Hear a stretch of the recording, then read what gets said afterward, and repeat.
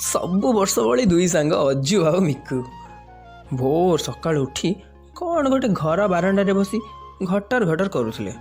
ଅଜୁର ବାପା ସେଇ ଶବ୍ଦ ଶୁଣି ସକାଳୁ ହଠାତ୍ ଉଠି ପଡ଼ିଲେ।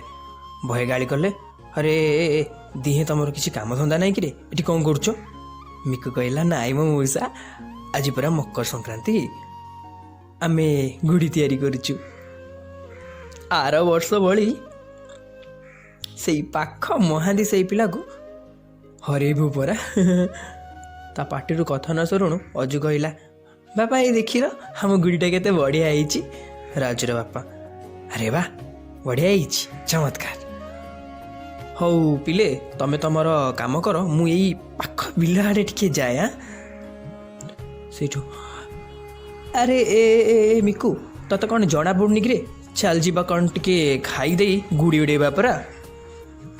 ସେଇଠୁ ମିକୁ, ଆରେ ହଁ ତ 8ଟା ବାଜିଲାଣି, ଚାଲ ଯିବା।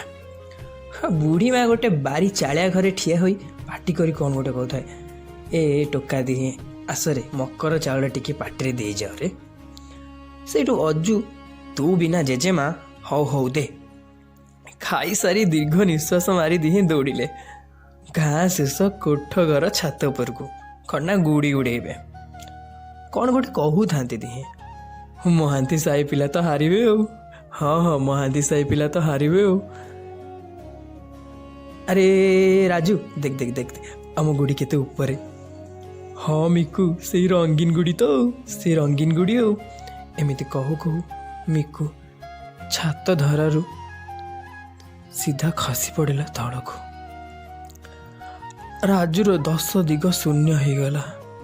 ବିଚାରା ବହୁତ କାନ୍ଦିଲା, ନିଜକୁ ବହୁତ ଧିକ୍କାର ବି କଲା। ଆଉ ସେ ଆଘାତରେ ସେ ଆଜି ବି ମୁକ ହୋଇ ବସିଛି। ଆଉ ତା ମୁକ ଓଠରେ ସେ ବୋଧେ କହିବାକୁ ଚାହୁଁଛି, ହଁ ମୁଁ ଦୋଷୀ, ହଁ ହଁ ମୁଁ ଦୋଷୀ। ସମୟର କାଳଚକ୍ରରେ ସିନା ତା ମିକୁ ତାକୁ ଛାଡ଼ି ଚାଲିଗଲା, ହେଲେ ରାଜୁକୁ ଜିଅନ୍ତା ମୁର୍ଦ୍ଦାର ସଜେଇ ଦେଇ